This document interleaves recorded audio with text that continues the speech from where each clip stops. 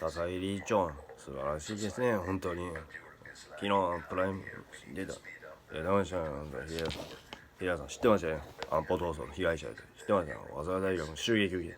これは笹川陽一さんの証明でしょ。今日本財団の虎ノ門の霞が関の本社さ、本部どうやって捨てていいの、状況が。本当にどうやって捨てていい。大体バット代1万でどうやってあんなの10万なの。なんなんクーピットね、クーデタ倒せっていう無理やって思う。笹川陽一さん襲われたの知ってますよ。やっぱりね、採決どうにな、もうやっぱりな、みんな守ってたやん。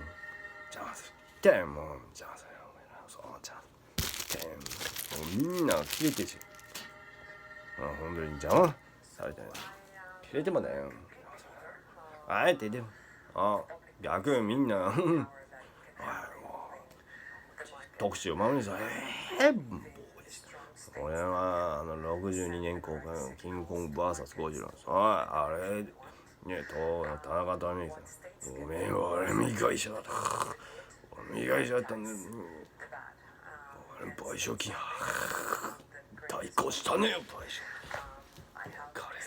償金払ったんだ。ああやって今な80万800万か、あれ計算80億円らしい。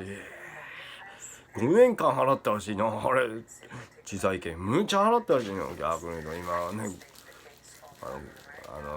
ROK 社ね、慶応社ね、そいつでタイムワーナーのダーリエングループの子会社レジェンダリーが引き継いだんさ、賠償金払ってんさ。逆でしょ、今度は貸してくださいって言ってん。キングコングの人気が低迷したらああやって映画出してみただけですよ。貸してくれって言ったんやんと言ったん。おらないごめん日本にって第五クリューマンの事件、あれスパイじゃないかさ。普通やったらアメリカの沿岸警備隊長非実験場のあたりで会議で、警備してるはず。絶対止まれてさ、エリア51みたいに何もないってそう言うて、何もないされ、すぐにそちらの島で外取り調べするって言うで自業自得やったん。でもおかげ減衰ばこんなめんで沼津漁港からさ、どうやってやねん、あんなもん閉鎖されるぞ今や。ロックダウンかシャットダウンか適用なるぞ、本当に閉鎖されるぞ。やっぱ災害対策基本法を使ったから、やっぱ外務省は証明者すまん、避難してさ、すまん、あんな状況がどうやってどうやって勤務せていいの。無理に決まってんな。つじつま合わんかったのみんな謝罪理事長しましたのに、やっぱりね、あれは私反対せよ。書いてくれよ。書いてくれよ。あれでいいんやで。俺もじゃあ朝がああやって高揚するあれはギリギリやったの。そんな面ね。知ってるよ、ビルダーバグチャータムズ。知ってるか。知ってるよ。日本国際問題研究所へダイヤ花見家無関係やでも水は関係ないで、元からあいつ関係ないからな。関係ないのは知ってるか。俺も知ってるの。おかしいなと思ってん。各国首相ってだって経団連の皆さんさ知ってやろ、合併日経連とどうぞ日本経済団体連合会名誉会長とすごい今にあれパペットやったのクライスアフターでさやらせやったよ。だいたい吉田茂のあの時入党してたやろさ、党議拘束が絶対出席して辻褄合わなかったら大体よし。おかしいと思ってん。やっぱあいつ加害者がやっぱ共謀してたのにおかしいと思ってん。あいつ前から知ってたねよね。俺そうさ仕方ないや。架空で小泉純一郎と副大総裁ね、タックマチ君ねさ、大総統と連邦総理立候補して山崎拓さん連邦憲法調整員議長でなんで加藤浩一さんね、日本野球共和主義者連盟のさ議長になるさ、党首ね代表になったんやさ4人体制いろんな勝ちましたさ。小泉さんね 70%、 すごいわさ。副大総裁でもね 69%、 すごいわ、勝っちまったんやさ。俺これで小泉氏ね、丸川だ対決しました。田中理恵さんこのね水銀通り勝ちました。水銀当時は 71%、 俺は 75%、 歴代なあれ人口ね1億8000万いってんな全人、もう取っちまって、有権者は1億だった。1億3000万と、過半数取っちまったよ俺が。そう勝っちまったよ俺。これね、あなたと黒いはね出てないよ。そうねせってまあそんなのでさ、まだ、ね、黒いやね、新横浜オリンピック事件、面白い IR 事件みたいなさ、神奈川 IR 事件みたいなさ、面白いで弾劾決議失格しました。弾劾全員立候補しさ、もう勝ちましたさ。神奈川県人口1500万膨れ上がってね、有権者は何1000万いるっているんや。俺あっちまで氷川さんよ応援来たい、みんな来たんやさ。滝川クリステンさん選対本部長になってんやさ。無所属だったんや、むっちゃ指揮したんやさ。ここ日本維新の会ね、源北条淳氏ね、総支部の演者さあ、もう自主投入したんやさ。自主投入したんや、もうしたんや、戦ってん自主投入したんや、もう彼さあなめてさ。で浜田浩二さん元からねさ、日本共和党やさとあえてなさ、家父や七夕家父ね被害受けたんやさ。もう金も使われるさ、捕まっちまったんやさ。ね、もう俺らと浜田浩二さん外に出てどけだけって言ったんや。どけどけって言って俺はこのテレサみんな抜け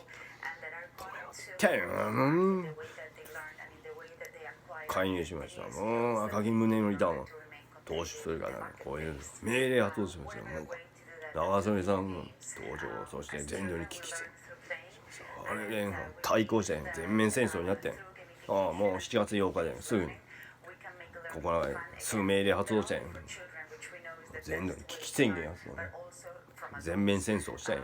容赦しなかったんよ。戦ってんね。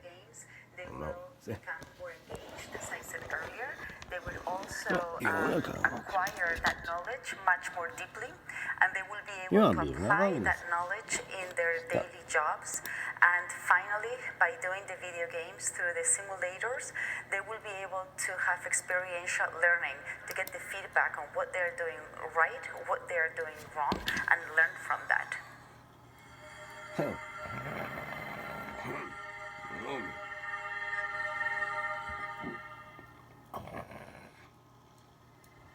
この格好書きでもわかるやろ皆さんさ。パペットです。俺が見合ってたから。見合ってたのか。だいぶ辻褄だね。投資じゃないと。当たり前や。どういった笹川陽一さんはどういうこと笹川陽一さん。承認です。私は承認なのに。今回はあれ自民党自身が承認やったよ。当たり前や。あれ加害者って被害者。あらめてバラバラになったよさ。分裂してたってのが浜田浩一さんね、自由民主党本部襲撃時、びっくりした放火事件って本当にやってたんか。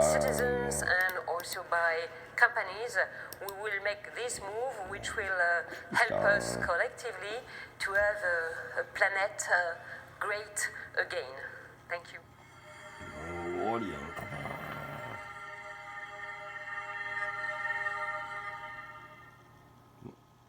お前いい加減にしろ。これお前どうする気や。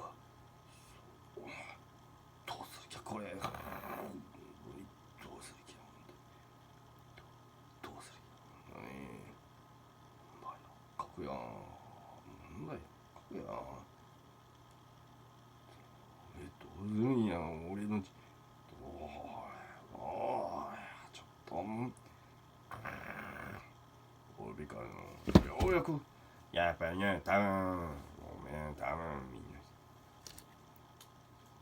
ボイコットするやん。ようやくね交渉してんやんかべ。長島めぐみ君と飛ばさ開拓してん。残りの2人やん。ごめん。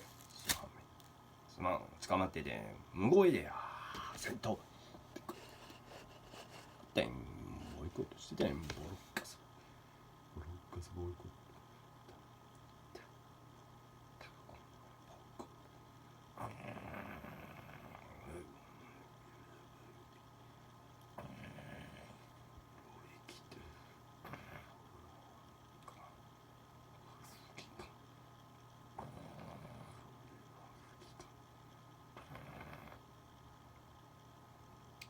よりここが危なかったな。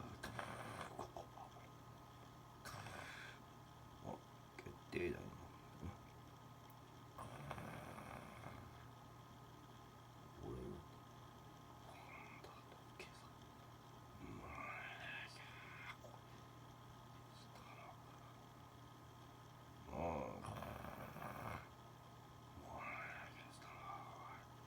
おい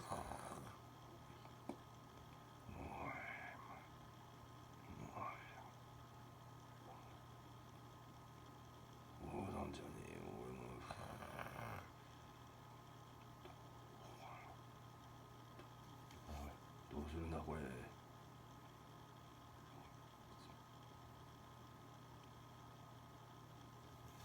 ったこれどうするんだ。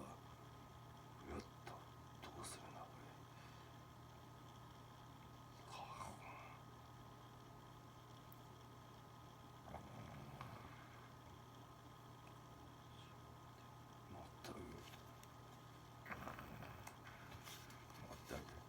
これラーゼホンか。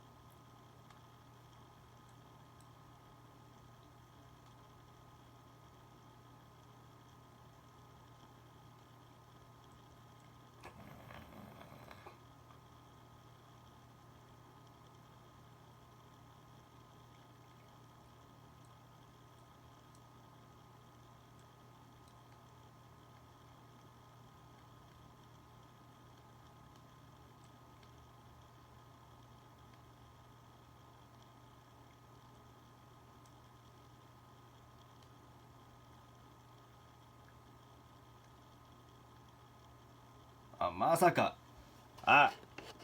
お前ら知ってるで。こう使用量が発生するって気づいたか。やっぱり俺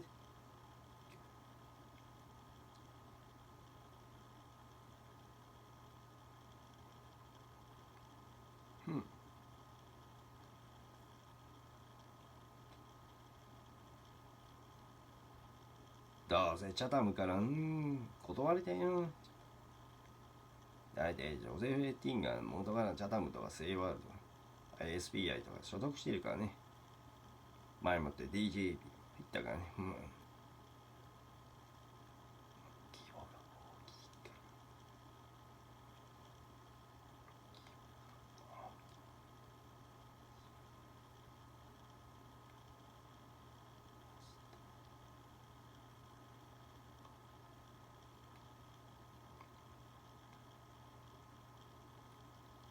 やっぱりこいつらの弱点ビルダーバーグか。やっぱり苦手やったから。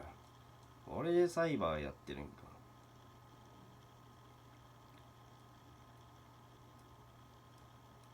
も埼玉危機はあれも問題やな。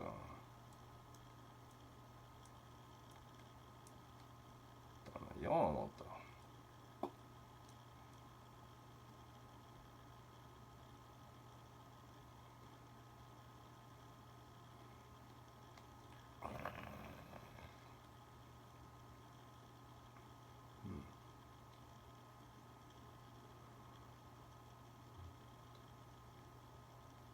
アラミ系とミサフィン無関係やから。こんなにさ。もうだからテロリストやからほっとけ。テロ組織に入っちまって。マジ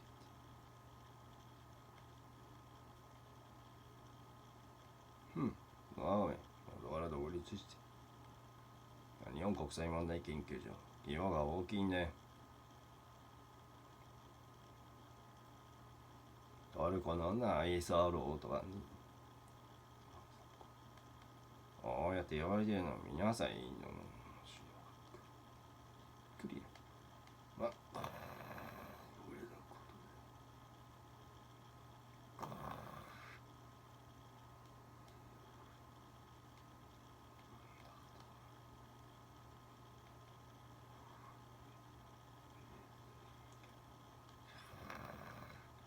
とで。まあ、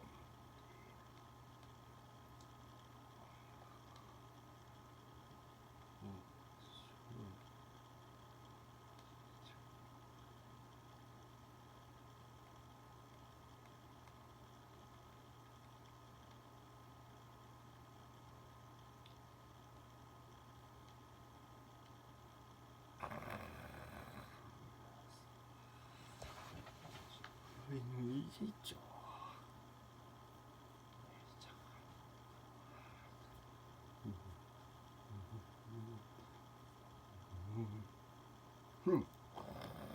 思い知ったか。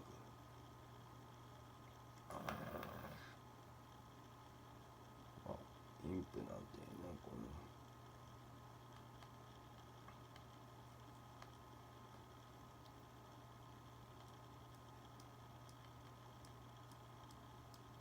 いや、あれだ。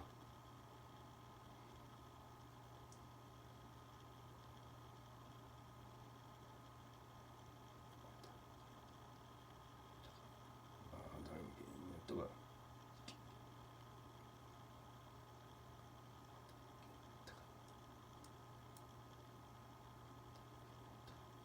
いやいや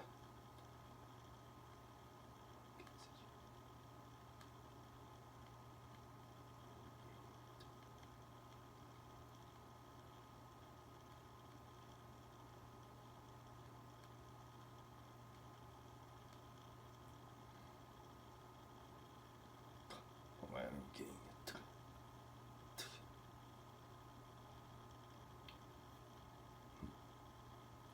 や本当はな。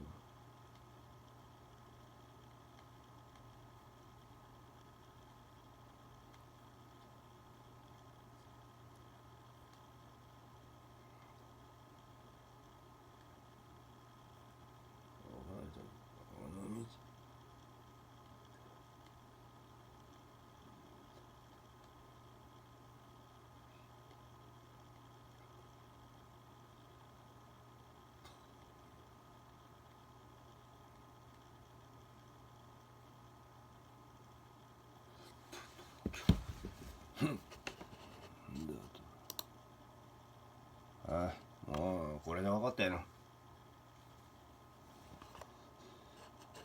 分かった。お前らなんで気がつけんか教えようかさ。使用量発生するの知ってるで。スプートニクさんが知らせてくれた。大使館1回どこでもいいし、ロシアでも中国でもアメリカでも襲ったらあれは弁償しなかった。分かりました。こういう組織があるんですよ。分かりました。ああ、分かった。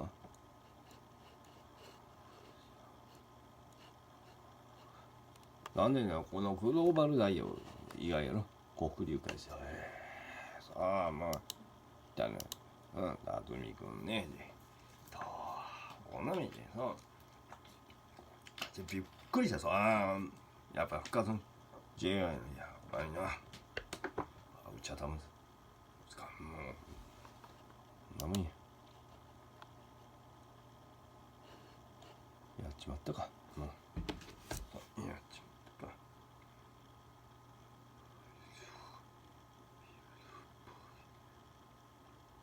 闇に生入会無理やったよ。油も落として港。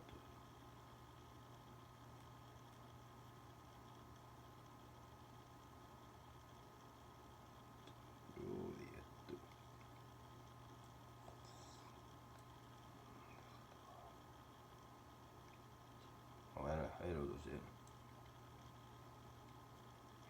実際のところ完全に深かったんだな。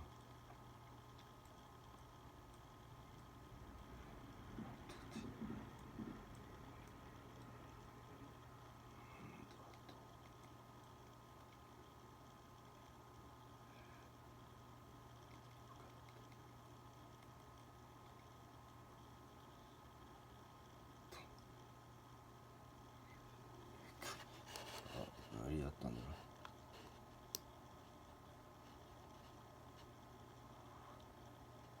う。ちっとも反省しないで知ったんや。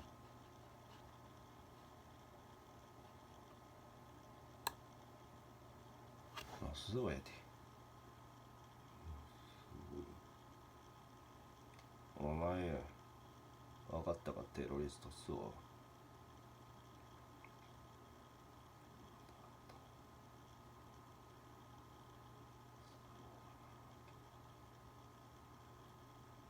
やっぱり総領か。さあこいつ辰巳でした。こいつアウトやった。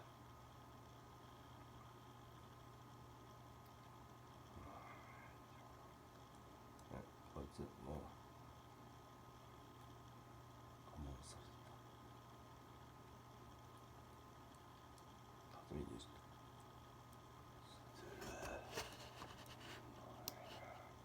英語を食らってたし。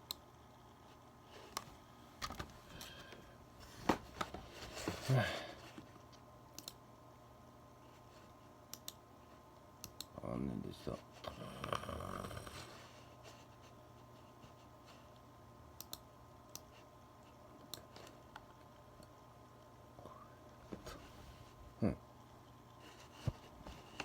分かった。遊び量タイプは3描いてたわ。無理だってよ。やっぱり恨んでたか俺は。恨んでたか。まったく。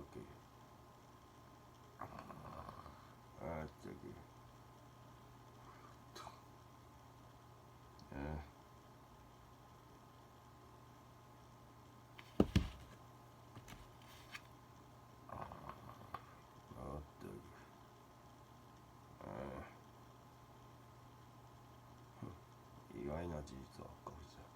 はい、辰巳すまん。だとこいつ、なんだとこいつ、やはり強制出産させた。なんだと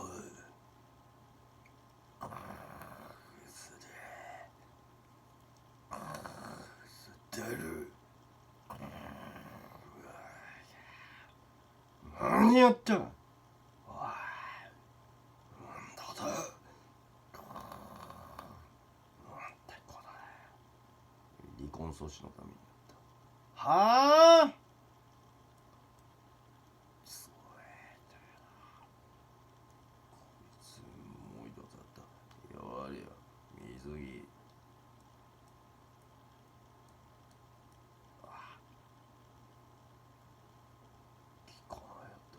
はあ、マジか。やっぱり琵琶湖で撮ってた。おいマジでか。やはり背後に、残念な長浜でした。長浜テロ警察署でした。まあこいこいつらかね、こいつね、人たちは人君がまずかいい加減しろ。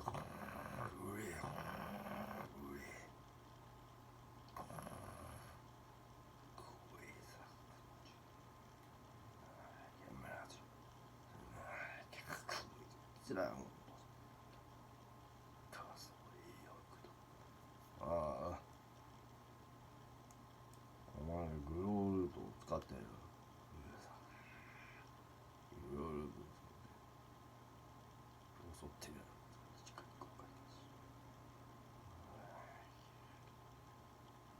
時期にやってたよ。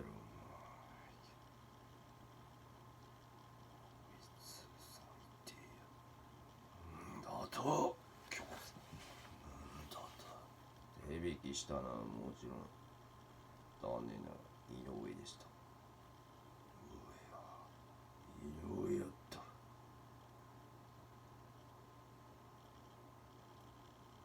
まさかそうだった。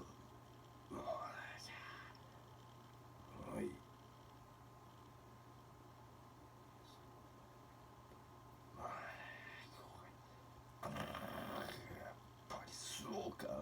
だけおかしい。ねえ、もう一人いた。あさみくんでいたのか。あさみも。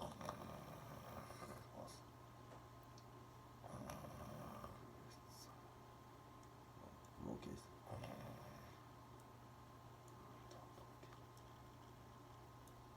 まあ、この子は元スオでした。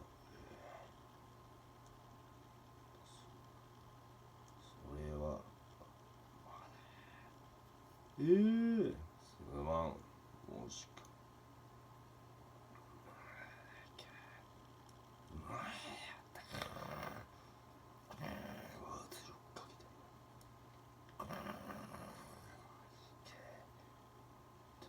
手引きしたのもう一人、やはりな、水沢でした。ああ。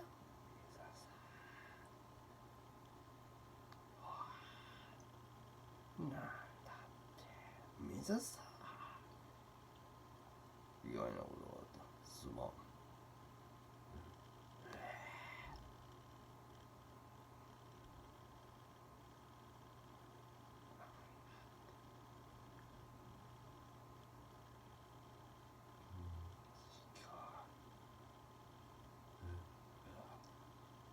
はい、渡辺でした。渡辺やった。こいつら最低だ。襲撃してる。マジかお前ら。襲撃してる。マジかお前ら。マジで。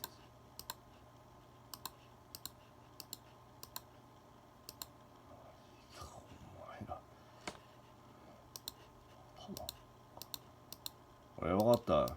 もう証拠提供してん。FBI とかに MBA とか海外の、治安仕事業、そう。もしろ DGSY に国内治安総局にそこへ。俺は DGS のこうやっていいがここが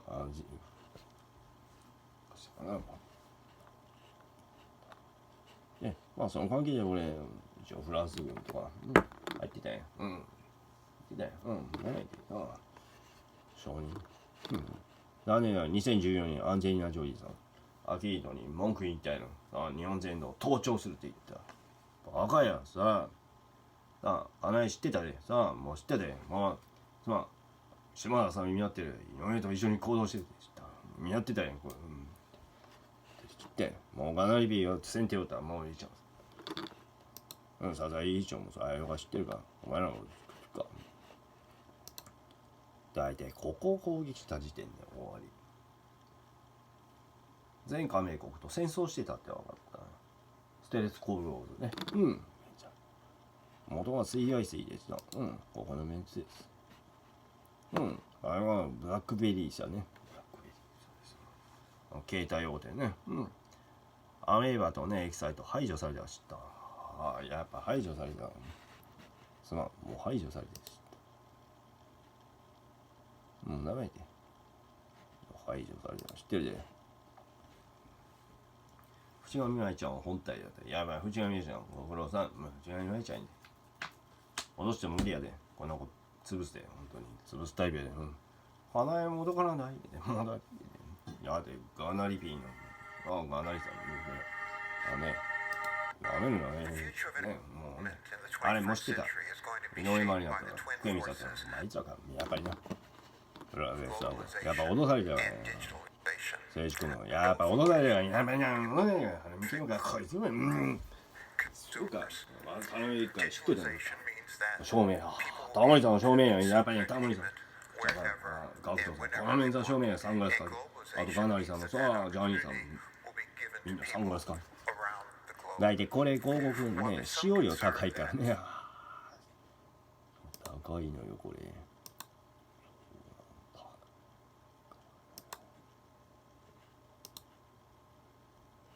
やっぱ相当日本語。なんで日本ボロッカス言及してるんです、世界では。めっちゃ言及してるで。分からなかった。SOD も載ってるんです。知ったのか、もう知ってたから。なめて。だって声優でも載ってるから。ボルトで。もう、びっくりじゃない。いや、立ち行くとキングレコード。やっぱりな、キングレコード。Companies are going to dominate the future of the entertainment landscape. I actually have a different view because I feel that digitalization is very empowering to creators. And when you think about a phenomenon like YouTube and user-generated consumption, these are powerful forces. Similarly, digitalization has allowed the falling of distribution barriers. Not only is production much easier, distributed to people is much easier, and we're really living in a open age of entertainment with many more choices than we have, and that also means a greater democratization of ideas. And again, all of this is happening on a global scale, which is really enabled by digital technology.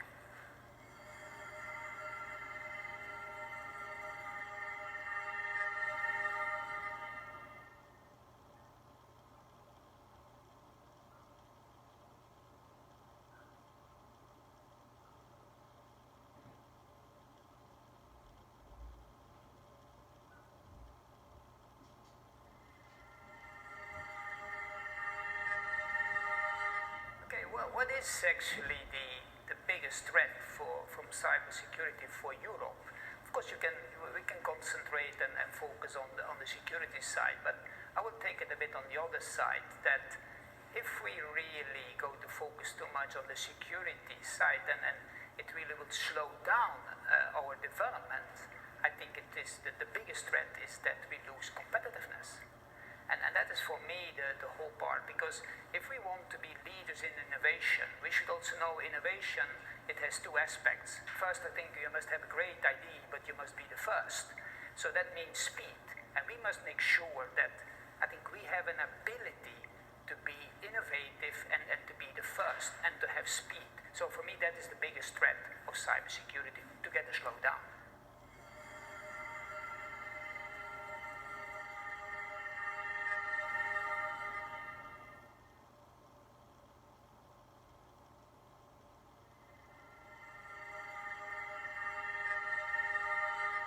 So are we suffering from eco-anxiety? The simple answer is yes, possibly too much. Eco-anxiety is definitely triggered by the fact that we are facing a very urgent matter with climate, but at the same time, it's also because we're facing something that is very complex. It's very difficult to understand the impact of climate change, and it's very difficult to understand the solutions to reach a low-carbon economy. So in the world of investment where I am, what I see is that those who are actually change investments and low carbon economy investments are actually less susceptible to eco-anxiety because they can see the result and the impact of what they do. But really what is needed to decrease this anxiety is more examples of impactful investment, change of behavior in society that would actually bring people to less anxiety.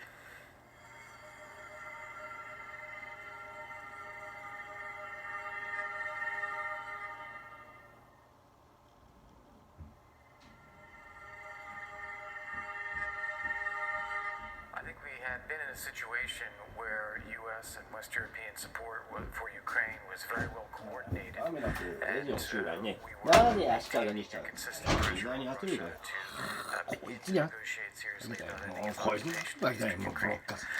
Unfortunately, I think now the engagement dynamics in the U.S. have really knocked U.S. policy off the table. We don't have the people, we don't have the engagement, we don't have the same focus, and as a result, I think that takes a lot of the pressure off of Russia. 道理吉田とかそうI'm くさいわさる hopeful that や as っ we have ぱ a り Normandy だから format 私 summit, こいつ possibly よ on こい the つバット December 派か 9th, it may take と a 手に little 入れ bit るだ longer. ろ That that 同 can じ兄弟 retain のバッ some ト of はや that っぱ強いと negotiating 言ってたの dynamic, but I'm あ afraid い that つ10 right 代の now 時 the situation is much more difficult for Ukraine 何 than で it すか should be. うん使わせるそうだよねここのすごい森田の連中潰しちまったね全学連と一緒に全学連ね本体ケイダさんおお汗があのメンツメンツ合流したよみんな東大のメンツ I would say it's a very important issue. Why? Because in Russia, 新聞したよそう competition is limited. There are no real opposition parties. すごいよ So the society stands up to the autocratic 荒 regime 木正 through 幸お前 organizing 最初から itself, through 年 building に1回 trust, 一人でこれ through providing public goods that the corrupt and inefficient やっぱ state そうかあ cannot いつ provide. And it's not just protesting corruption. It's not just about asking for democracy and rule of law. Civil society today is working on helping the poor, helping the disadvantaged, fighting domestic violence, promoting gender equality, defending minorities. So this is actually where the European future for Russia is. And luckily, with the new communication technology, with internet, it's easier to organize itself, it's easier to inform itself, it's easier to promote change, creating new Russia that eventually will become だから part of だ greater って Europe. 配信をしてだって配信大臣なんでもそこの配信は別にほっとけって言ってんこいほっとけんか九州方面に関門会っていうのなんで関門 At な a の time when そう 1,000 NATO troops are stationed at the border between Estonia and Russia to deter possible Russian aggression, when President Macron is speaking about what he calls a cercle ああ concentrique, やっちまったか when citizens in Moldova and Georgia are questioning 残念 whether よこれ Europe and 国 the 有会 US will 参加 come to rescue だったね if there た is だ a し security guarantee, and when sanctions 厚みは通用 against しない Russia はい and counter embargoes have become kind of the very essence of the idea of a European security policy. Well, what can we expect from Russia? We know that Putin is actually more popular than most of his いいな competitors. さい But will Medvedev be a different leader than Putin? In short, can we expect a different kind of trajectory from Russia in the coming years when the bureaucratic elite inside Russia is focusing more on digitalization than what some might call modernization? だって As レイス always, さん the views of も Russia are 出たよ diverging. おい本当はレシン絶対言うてみんなだって仕方ないって言ったよ言ったよローニーさんの方にああ肩なんで言ったんやいる正しい残念だよなんか僕が載せないあんたは将棋だなあんた憲法見ろイラン知らん共和憲法は載ってるで商業目的の放送広告放送と広告は規制対象あ載ってるんやちゃんと載ってるんやなぜあんな日本は対イラン制裁 supports candidate countries when a country wishes to いやい accede や to 公式 the に完全 European に Union NG 化し or て to the Eurozone さあ野田由紀子 tends さんでさ to ね follow the ね非公式の suggestions ビル and ダーバーグ prescriptions of the EU as much as possible to make progress. うん That is the さすが moment に when 一応 the さすがにです macro ね effect あ of こうやって European 福島が今 integration 日ね is really さあまあ great. 分かってた By the 格好 way, だけどもう has 知ってたさあ induced 日本国内閣 countries 総理大 in 臣 the さあ乗るっ past て in さ the wake of the Balkans, for だって example, 宮さんもさ、ここにプレゼ establishing ント better をユ relations ナイ among テッド each さ other 乗 in ってるって order to qualify フ for ォーマットが乗って membership るって of さ the EU. 乗ってるってさけど Then ね the problem is わ that かりました sometimes relative vis-a-vis これが証 member 拠 states, the びっ EU くりしたここに is not プライムミニスターオ so ブジャパンって strong 書いてない in terms of だって川島の leading them to respect いや its す own ごいわ rules 経団連 as ってもうみんな pro-Europeans would like to see. 人ももうすごいわ And, 三菱 we も can even すごい see わ in, もうと recent 投資が years, す for ごいよ example, あ投資もしてやっぱり同じ系列のさ leniency in ソニー terms か of allowing ソニー東芝の株主 infringements そう of the 俺は Stability ね and Growth じゃあね Pact. 前日に But ソ then ニー the 行ってた most ちょっと recent これじゃ文句言ってた experience is how difficult it is て for a country この方はね to もう leave the European 明日 Union か if it so decides. And だよまあ投資は休止 monumental Then, example of Brexit だから shows マークだ us から that MacBook じゃんさこういう Windows 使ってびっくりしたさじゃ leave あ the European Union, the European Union still has quite a remarkable power. We have seen in the case of the これが negotiations 初代理事長 of Brexit, 私でした the 私が承認だ displaying 一時 really 安保 unexpected 採決言ってました unity あ言って among まし the ただって50 27, 何年にさ also thanks to the skills and determination of Chief Negotiator 入党してた Barnier. 党議構造が And 絶対 we 中 are 山さん知っ seeing てるからねもう difficult 知ってるから difficulties for the UK. 自民党でした自民党と公明党やったいやいや意外と should be also kept 嘘 in やろ言って mind た by なんで countries 急 here に and 公明党 there 結成した where ああまあ governments play with the ガタガタ idea って of しっかりあ perhaps leaving あ one ね day あ the 連 euro 日 or 組ん the だよあ eurozone. They 小沢 better さん keep の in 小 mind 沢さんの that さ it 中 is tremendously なめんだよ difficult. 関係 If 会だ it から has ね been, it is proving to be Amen. so difficult for a country of the さ standing, 叩 the かれてしまったよ experience, がこれ the この administration ロ of ス the チャイルド quality の of ロ the スチャイル UK. ドのロックウェアですよ I don't want to imagine other specific もっと examples 別名レッティンガーです where the politicians またこ sometimes の通 say, ね B let's get rid of the EU. リーブ・ビースターフェルト Not only I have no idea where those countries would end up, but also they would suffer very, very much.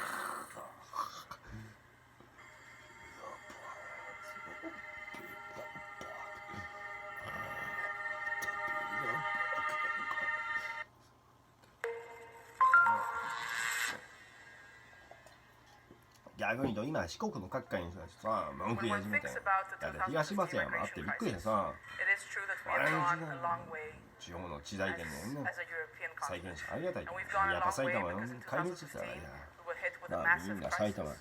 だから Hundreds of thousands of migrants coming to Europe's shores. And that is not the case anymore. 警察 It が is true 乗り that the 込んできて overall numbers have でも decreased. バットが乗り込んでねびっくりしたさやっぱりやられたか Or should one やっぱりね also focus 子 on 供 what's と happening 何稲川が within ね each EU country? す And ご I い say that 森田 because there are certain EU 圧力かけ countries, てもう such as Greece, such as 太陽 Italy, に such as Spain, 元からなん which で have taken a far, 俺は元 far 々 greater hit than others when it comes to migration crisis. ね And yes, だい the 騎士の numbers are 冒 overall 険みたい down. な The あ problems do persist Why not? in countries バ like フ the ones I just も mentioned. っともいいやん So だって the question one needs 土 to 人保 ask 護あ is, れ has Europe done enough in order to 世論が alleviate 全 the 然動 effects か of っ the たよ crisis で throughout アイヌ the 協会 entire 結成してすごい EU28? な Has Europe done enough in order to share burdens? はい井 And 上 I say 山 that 大 particularly 型で because した when one looks 瀬 at 戸 the ちゃん figures 言う regarding それはこれ relocation 冬 of refugees across Europe, とマリー then one will realize that not enough has been done in that direction. And so one is led to the question, what kind of Europe do we want? Do we want a Europe where we all share the benefits of Europe? Or do we also want a Europe where countries also share burdens.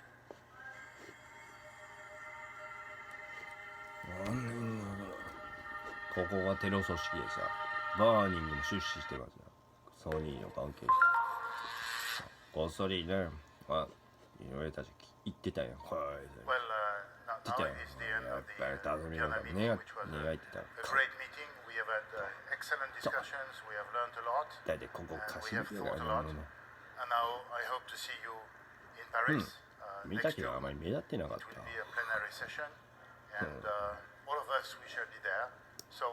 今の安全保障でと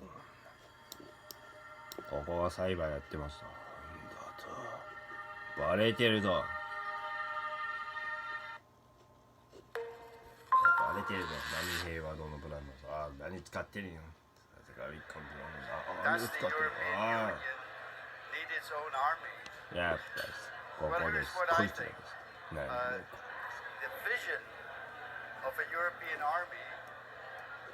はい、やっぱり滋賀県が共謀してた。井上がやっぱり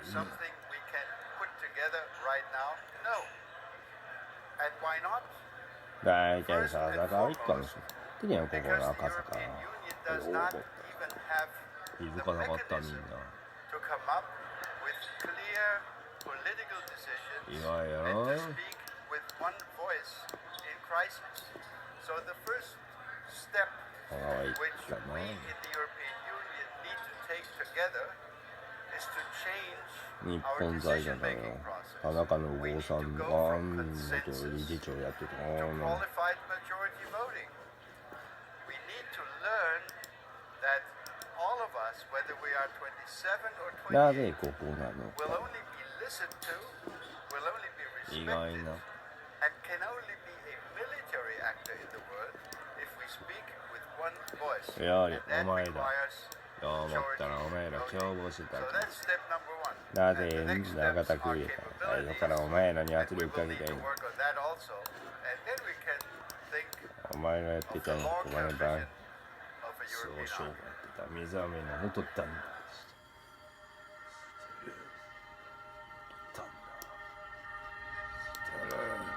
こいつは暴言でやがった。水着は忘れろとかね。法律守れ、憲法守れてもこんな暴言やりたいから。So I'm Jane Harmon, and the question is, what is the future of political parties? I can speak for the U.S. more than anywhere else. I was a member of our Congress for 9 terms and left because it became so partisan and dysfunctional. At the Wilson Center, we studied this, and there are some remedies to the problems. But bottom line, in the U.S., our tradition is 2 parties only. In Europe, there are multi-party systems in most countries, and we're seeing the rise of populist parties. In the U.S., we have no populist party. We have a Republican Party that is now dominated by our president, and we have a Democratic Party where most of the noise is coming from the far left. What we don't have is anything to represent the center, and that is the challenge for the U.S. going forward. That is something I work on, and that is something that the Wilson Center is hoping to improve, because if we are to convey at least a majority view in the United States, essential to make foreign policy and domestic policy effective, we need to reach for the center. So we have both parties participating.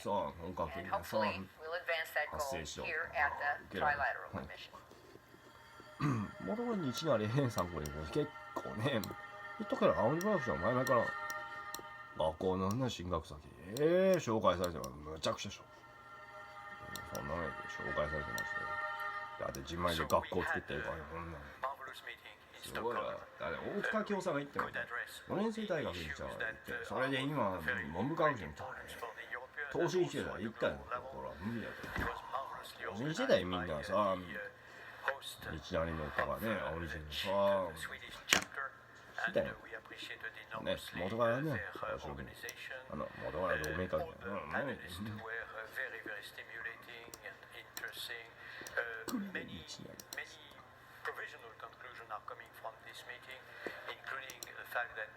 ここ同じだね行くよ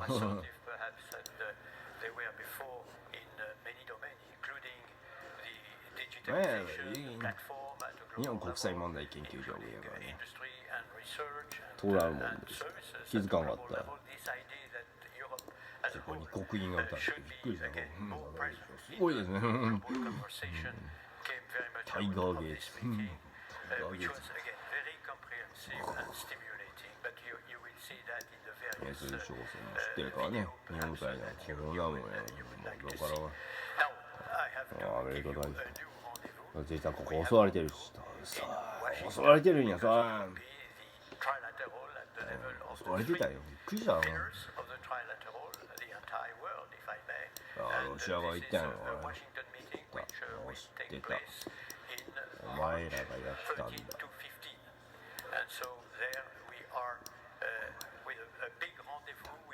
大体ここは元からジャニー P のだからあれみちゃうまあ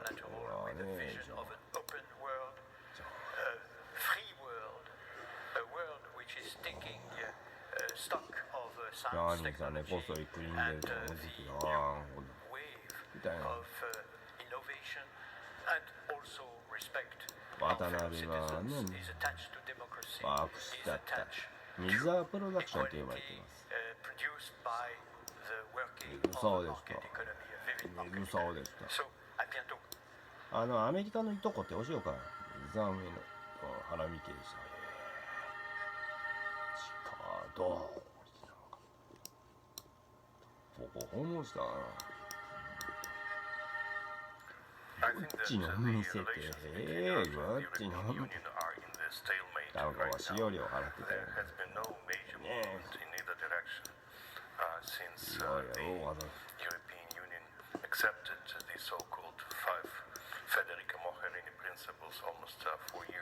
あれは問題看護協会に喧嘩を売ったこれは言う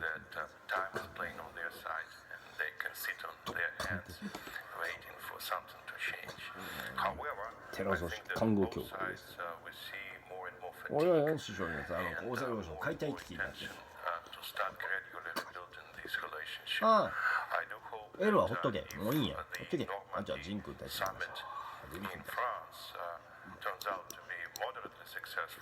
とけもうサイバーで稼いでた要は原宿もアウト言ったやっぱ原宿アウト言った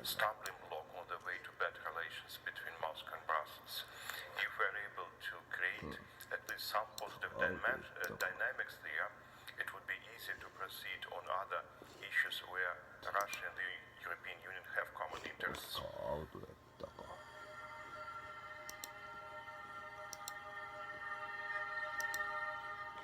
残念でした。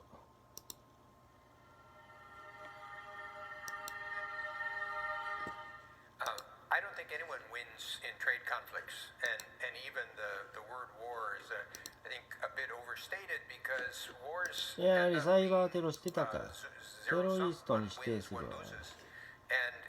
残念でした。アスカープロモーション、俺が主将にいた爆撃するわ。自衛隊の兵器の実験。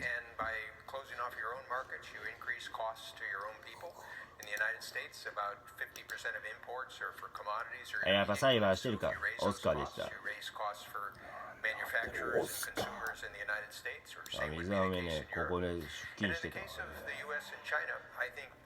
わ。トマツあるか知ってたで、わざとね。出演したでしょ、やっぱりな。ハピネスの件で、やっぱりな。ボイコットしてたからね、やっぱりね。いや、そんなにやりたいのすごい。俺でもかっこいいやん、そんなにさ、今まで言ったハピネスチャージ見て。みんなした、ちょっと。So I think that the path that we're on with China has led to more of confrontation. And in fact, what you're probably going to need to see is some combination of competition, cooperation, and confrontation, or at least drawing lines on some issues. So I think with a country as big as China, you need a more multifaceted policy.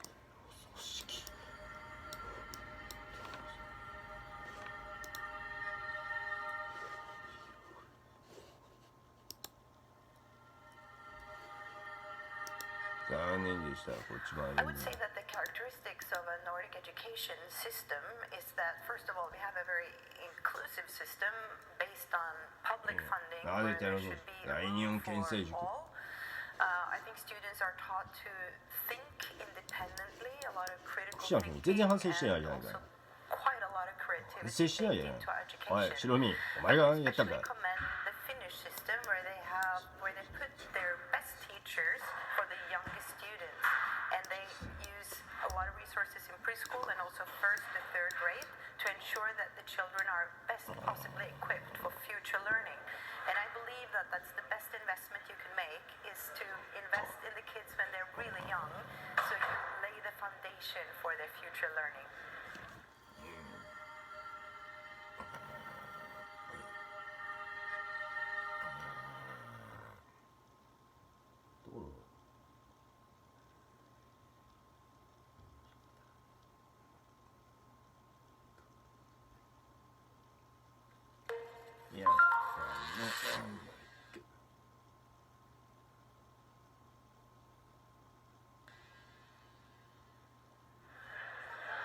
We had a conversation yesterday in the dinner with Nigel Higgins on, I would say, the crisis, the causes of the great financial crisis, and whether or not we are in a situation where we could expect new major difficulty, taking into account what we have done since the crisis that erupted in 2007-2008.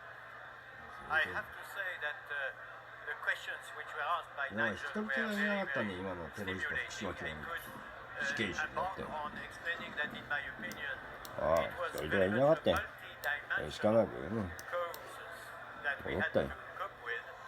We had certainly the over-indebtedness that had accumulated from year 2000 to 2007 approximately 25% of the global GDP as a nation, public and private debt outstanding. That was a major cause. Another cause was the new emerging properties of the new global finance system with the impact of technology, new IT technologies and globalization.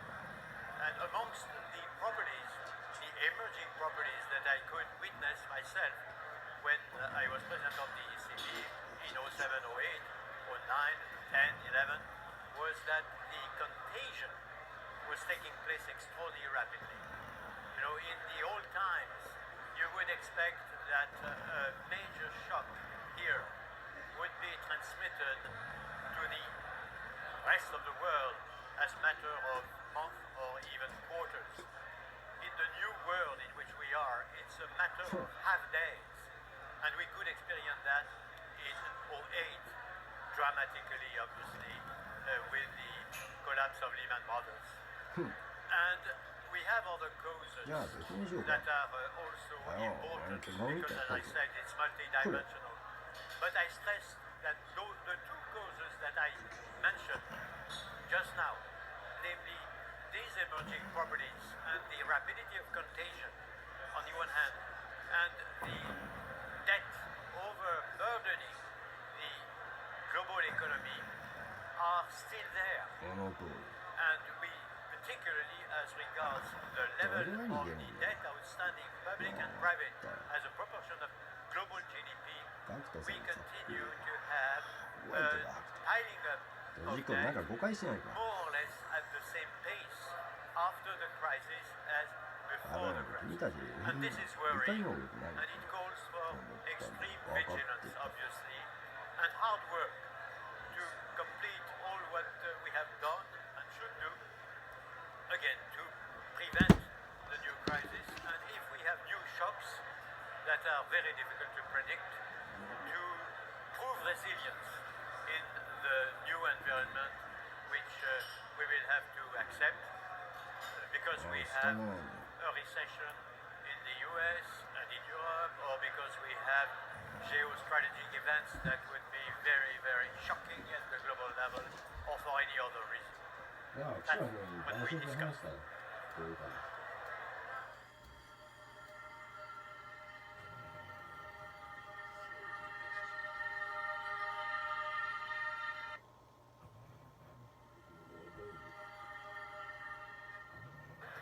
carbon economy should come because to avoid the climate change, serious effort is necessary.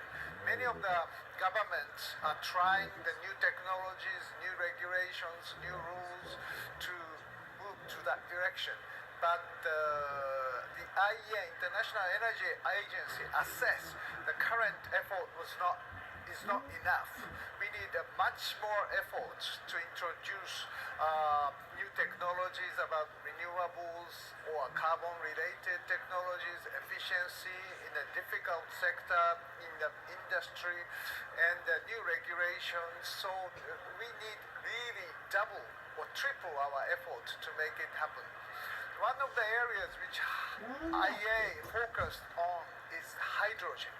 Hydrogen can be used to store the electricity generated by wind or solar, which is very volatile, and storage is the key element. So battery may not necessarily be enough, so hydrogen can be used.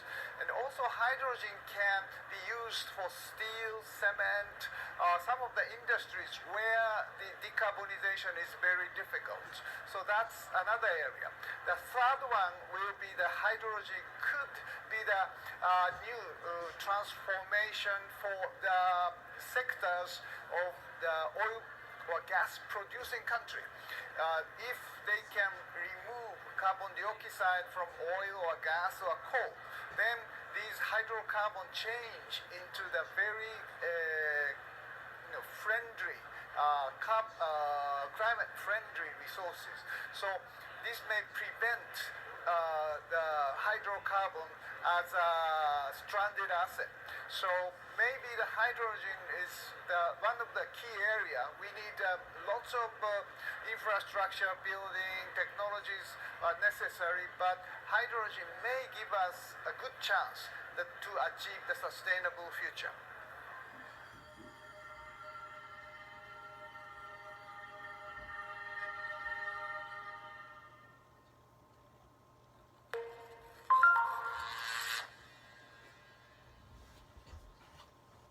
What can we do in order for democracy to survive?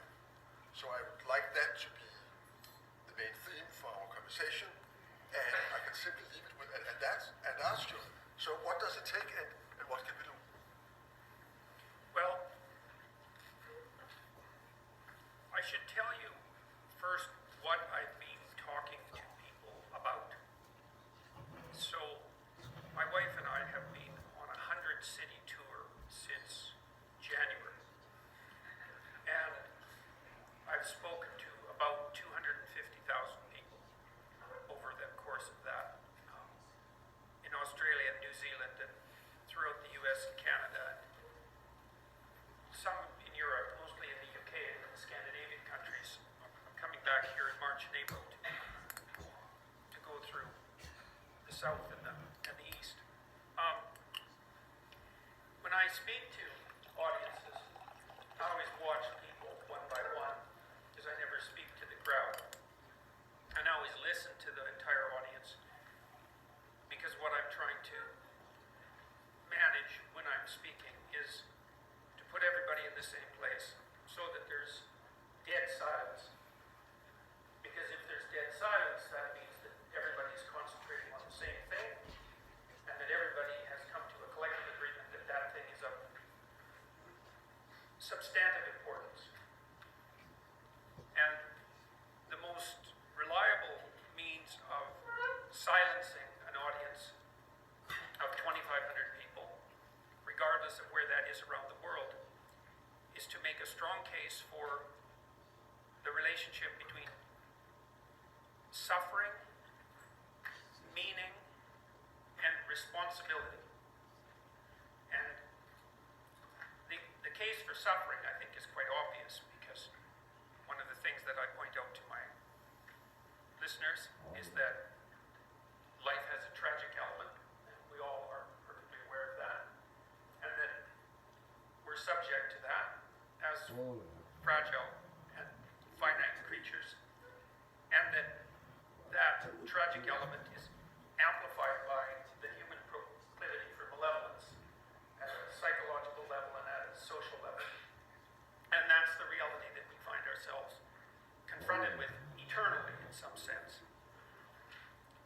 and that the proper antidote to that is not the pursuit of happiness, and it's not even the existence of the individual rights that are part of the substructure of democratic society, but the willingness to accept voluntary responsibility for those preconditions and then working to rectify them.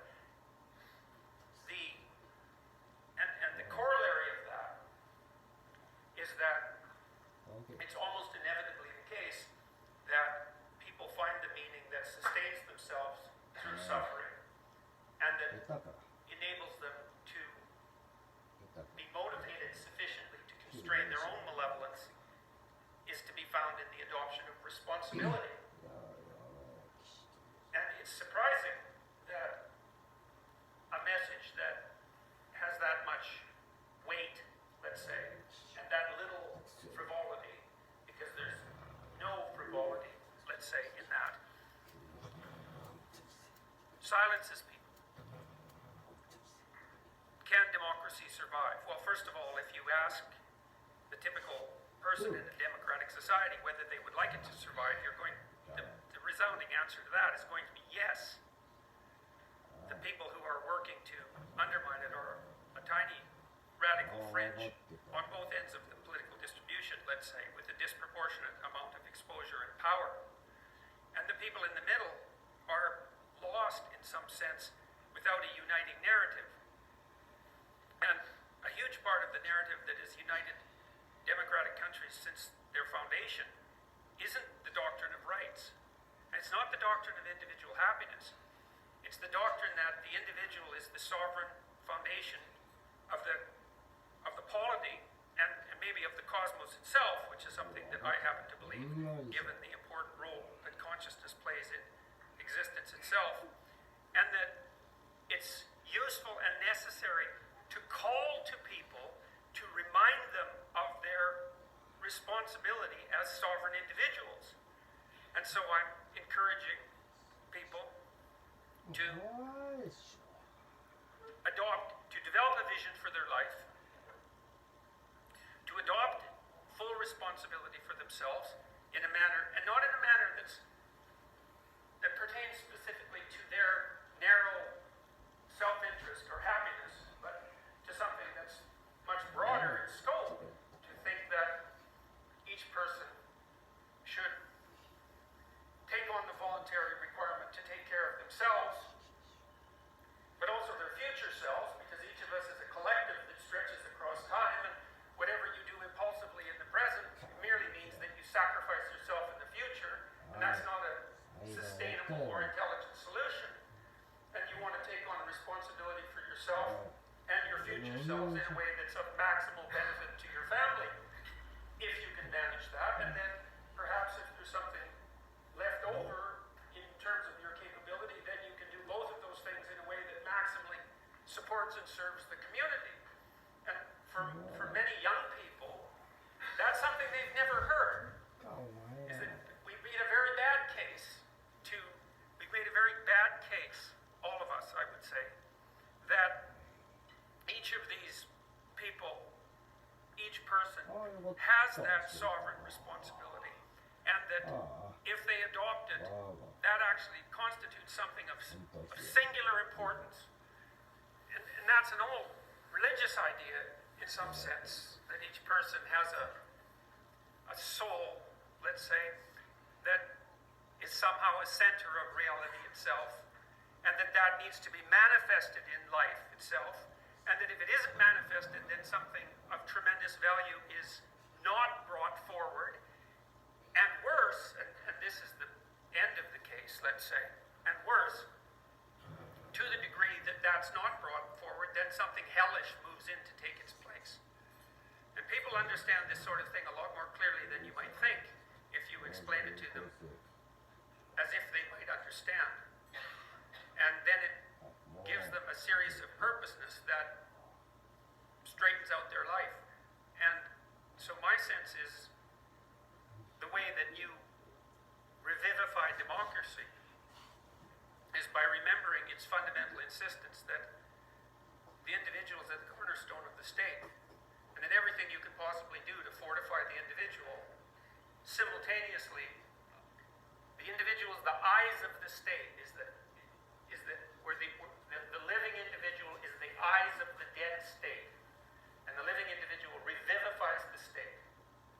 And to the degree that we forget our concentration on the sovereignty of the individual, right, the divine sovereignty of the individual for that matter, then we undermine the foundation on which democracy is based. And then people look for alternatives. They search for meaning elsewhere in extremist movements of one form or another, or they collapse into a kind of nihilism that's completely counterproductive. And so that's been my experience.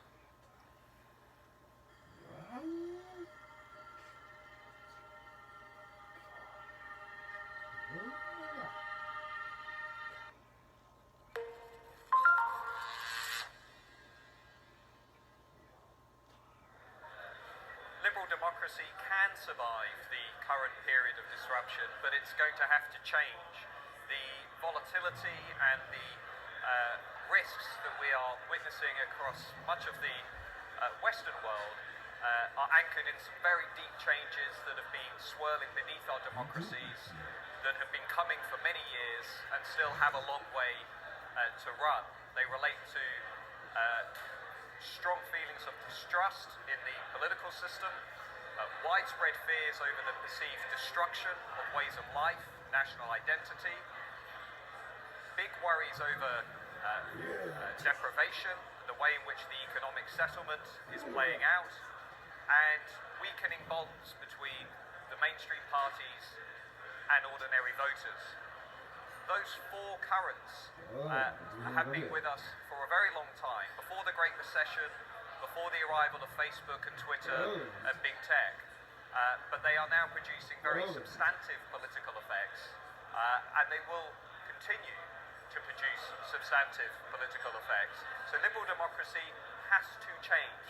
It has to make its political systems more representative. It has to ensure that people feel that their nations and communities are secure and have strong and robust external borders. And it also, over the long term, needs to devise an economic settlement that ensures that everybody feels that they are relatively getting the gains and the benefits that other groups in society are getting as well. Very big challenges, no clear answer as to now. The ball is very much in liberal democracy's court.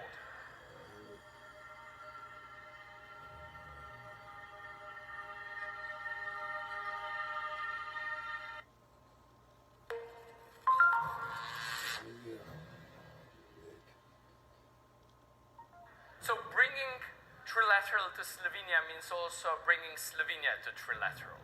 And as you know, David Rockefeller Fellows had a pre-program. It is our pleasure that we connected them at the MCHAM breakfast with Slovenian Business Society. They were talking about the global issues and how connected the world is, with some local representatives and even some members of trilateral. It is also our pleasure that the former Prime Minister, who is the current Minister for Foreign Affairs, Dr. Miro Cerar, had the time to meet with them and discuss where the Europe is today and where the Europe is going. And of course, we have finished our program with amazing lunch with Professor Dana Zohar.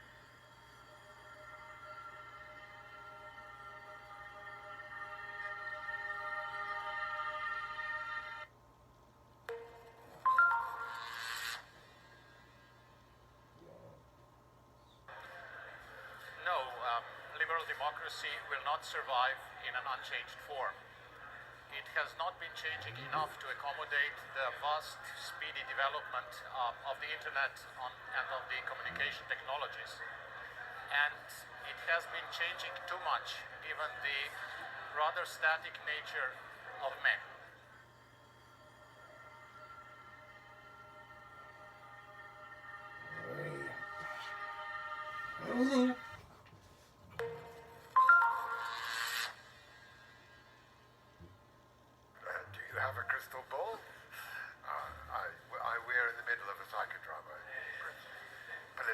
Social, and it's very hard to predict how it will end up. Parliamentary drama, a drama inside the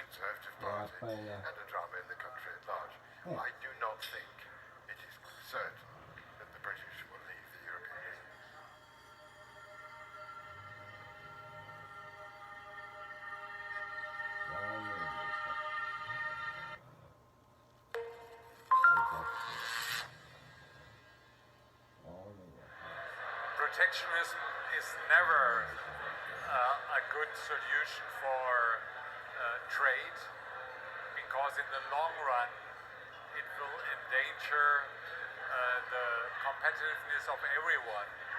The European car industry, whether you talk about OEMs or whether you talk about such suppliers, is very competitive, is export oriented, is very successful on world markets, but most of the companies are not only delivering cars to other parts of the world, they are also producing cars in those parts of the world, whether it's in the United States, whether it's in China, whether it's Southeast Asia, where they have a lot of success.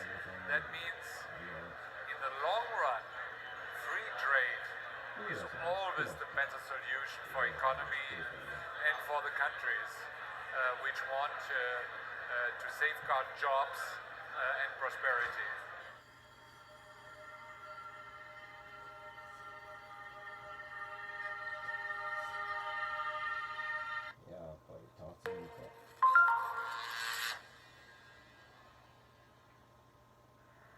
A quantum leader is a new paradigm leader who realizes that the world is holistic. All things, all people, all problems are interconnected. There are no others. There is no separation. I am you, you are me. Thus, a quantum leader would say the problem of inequality very differently, or the problem of identity very differently, because we are not separate, atomistic, isolated individuals, and our problems are not separate, isolated, and animistic. A quantum leader is ethical, is moral, has compassion. A quantum leader is self-aware. A quantum leader celebrates diversity. A quantum leader asks fundamental questions, always questioning him or herself, questioning assumptions, questioning the way things have been done, questioning the norm. Someone who lives at the edge of chaos, who shakes things up, who thrives on uncertainty, who thrives on chaos. A quantum leader is filled with compassion, and a quantum leader feels called to lead, called to serve. There's a sense of purpose, a sense of higher meaning in his or her leadership. A quantum leader is a servant leader. He exists to serve others and to serve the world, indeed to serve the universe.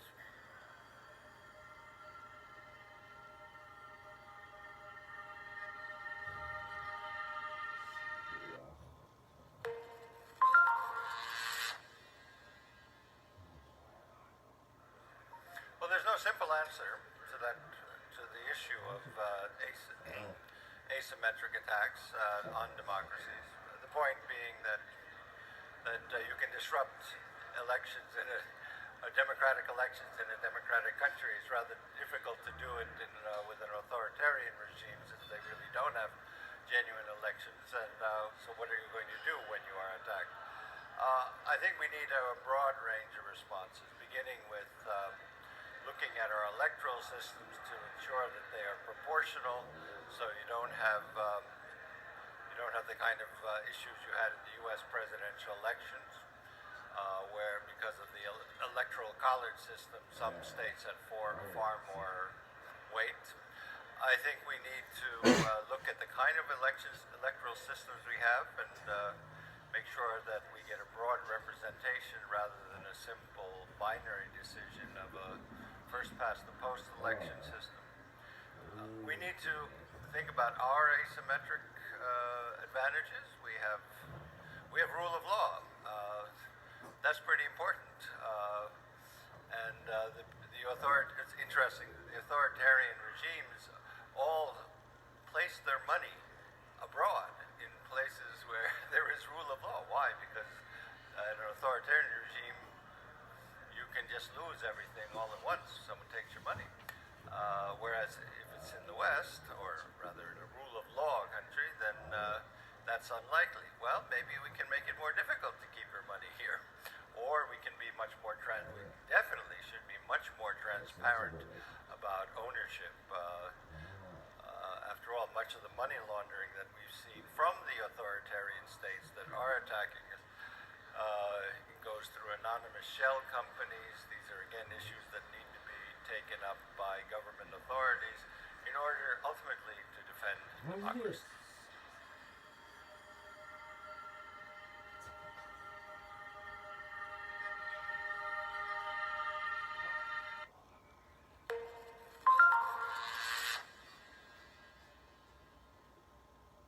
Silicon Valley provides a unique ecosystem, basically in some sense a network of having a very strong university that's very applied, that is all about working with the real world, doing basic research and then trying to put that basic research into the society, into the good. An important thing, I think, is also that it's a social network of sharing. Is that basically in California there is no non-competes, so people move around freely, and this means that the flow of innovation is much faster. The other important thing is the size, the critical mass, again, of very large amounts of talent, so that companies can be scaled up very quickly. For example, in my own experience, I started working with Pinterest when there was less than 200 of us. 3 years later, there is a few thousand of us. And the company culture and everything wasn't lost, and the new people got hired. And then I think the last thing is that universities, as well as kind of companies, focus less on protecting their IP and really trying to move as fast as possible. Because if we think about innovation is about moving fast, and it's not so much about building walls and figuring out how to do the next step very carefully. It's really about running and iterating fast. And if we run and iterate fast, then the success will be there, and kind of little details don't matter that much. And I think this is important from the viewpoint of university, letting the research be put in the public domain and really benefit the environments in which the university's professors operate, as well as in terms of companies sharing the information and flow of people with each other. So there is, for example, in Silicon Valley, a lot of different seminars, people from one company visiting the other company, sharing quite openly actually what they are doing, writing academic papers, again talking about their latest solutions, so that we are all up to date, and the entire system can kind of help each other in terms of making the most innovation and the most progress in the short amount of time. Because I think the question is not can we innovate, but the question is, or can we invent something, but the question about innovation is, can we be the first ones to do something? So it's as much about the speed as it is about the substance.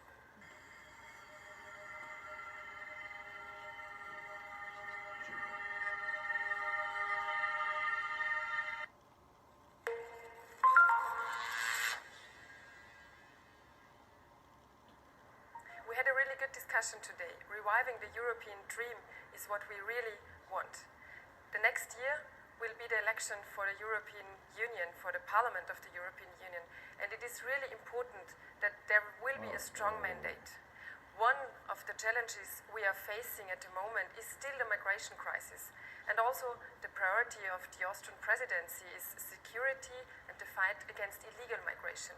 So we had a good discussion today on all these topics, and of course there are different opinions on this, but in general we are always on the same line. We want to have a solution for the European Union and for Europe. Safe external borders and legal migration, because Europe will need it in the end. But people still have in front of their eyes the migration flood in 2015, and therefore it is really important to have a good solution, and a solution which will be implemented in all the countries of the European Union, to have a resilient European asylum system.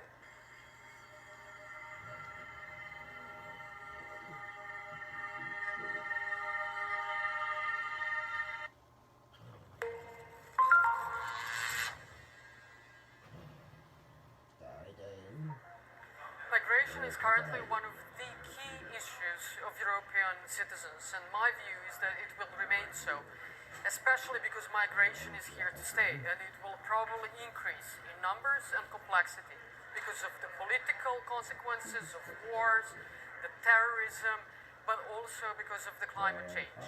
I think, in my view, migration is needed in Europe. I think it's something that we can benefit from, and I think that we need to change the narrative on this. First and foremost, us as politicians. Actually, the demographic of Europe says that migration is something that we will need in the future in order to maintain and grow our economic development, the quality of life. And I think that we should also go back to the European shared values and the human values that are, I think, the foundation stone of Europe, so that together we can change, as I said, the narrative and help these people, but also help ourselves grow and develop further. Thank you.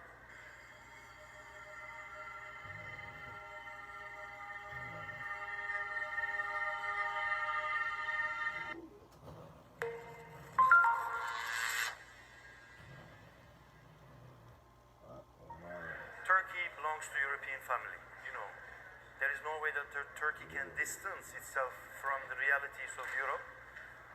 Today, of course, at the Trilateral Commission, we are going to discuss three scenarios: confrontation, cooperation, and membership of Turkey to the EU.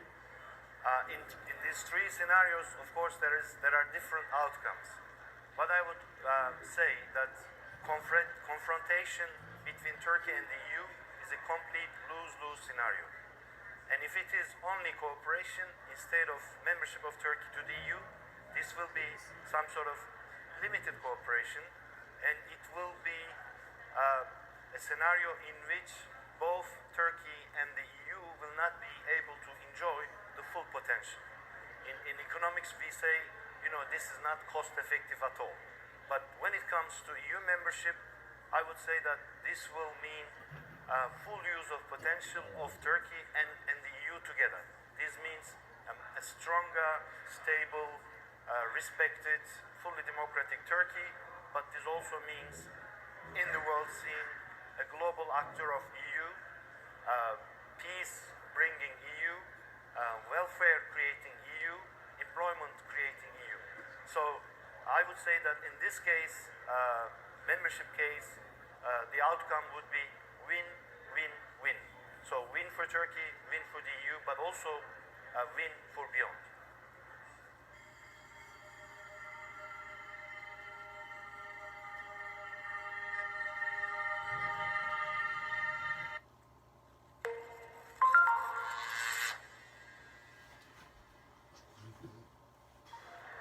You will have to define what you mean by Europe and the European Union having its own army. I do not think Europe needs its own army for what I would qualify as the classical Article 5 NATO scenario. In other words, in a conflict with Russia. But Europe should definitely, the European Union should definitely develop the possibility to project hard power without the United States of America. I can imagine a scenario in Northern Africa where you have a combination of terrorism, climate change, migration. It's an ungoverned part of Africa, largely, where Boko Haram meets Al-Qaeda, where Al-Qaeda meets Daesh. In other words, it's not impossible. Look at the French and what they did and are doing in Mali, that you would need to intervene militarily, and then the European Union would be on its own. Second scenario, virtual but not impossible, when in the Balkans the demons of the past would raise again. And we should not repeat a situation like we had in the 90s of the previous century, where finally Bill Clinton and the United States of America had to come in to stabilize the situation. I could think about the need for border protection, external border protection, with military means. You're a bit on the border here between the military and the military police, the gendarmerie in French. In other words, if that is meant by President Macron and Chancellor Merkel with the European army, I can follow them. What we should not forget, by the way, is when you talk about European military intervention, that's why I like the qualification European army not much, is that there will always be national parliaments who will decide if those soldiers will be sent into harm's way. So they will not, I hope, talk about a European command and a European Parliament which decides this goes to the heart of the sovereignty of nations, and those nations will want to decide themselves. I see the way out as presented by President Macron of France, the European Intervention Initiative, where you can build coalitions of the willing outside the EU institutions. You can build coalitions of the willing, which you will always need for such kind of military operations. Advantage of a coalition of the willing is that after Brexit you can keep Great Britain on board, because they will not anymore be a member of the European Union. At the same time, PESCO, the Permanent Structured Cooperation, should of course continue, important project, but rather bureaucratic and rather cumbersome. So that would be my answer to the question, does Europe need its own army?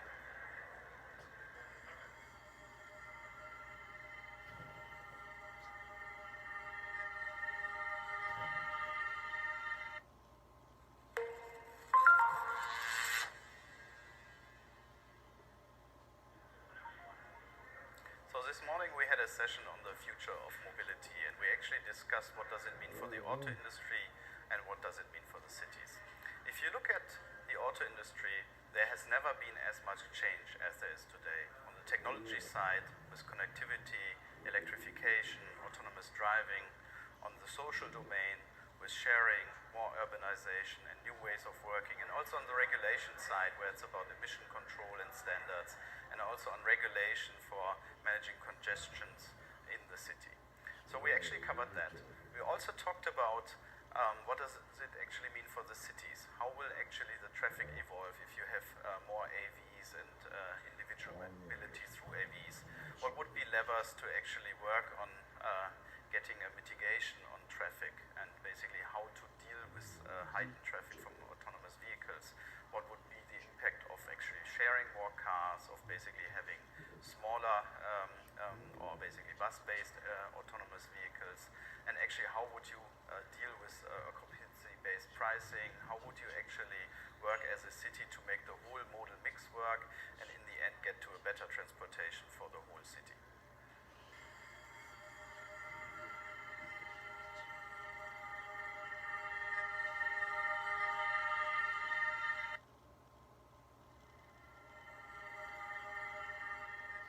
Strategic mission for Europe has to care on the globalized world. That means to stabilize our neighborship, to stabilize Africa together with others, but Africa is one of the major challenges for Europe as well.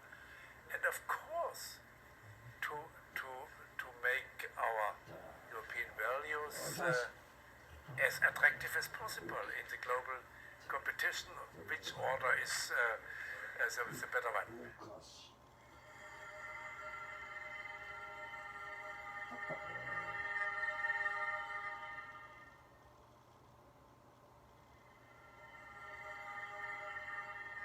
Some people wonder why best practices in government haven't spread faster amongst the democracies. When you see, for example, that New Zealand has solved the problem of public finance, why doesn't everybody copy it? Why doesn't everybody copy the way that the South Koreans teach their kids mathematics? Why doesn't everybody copy the way the Swiss decentralize their politics? And I think part of the answer is that we don't really spend nearly enough time looking at what is best practice, either in the United States,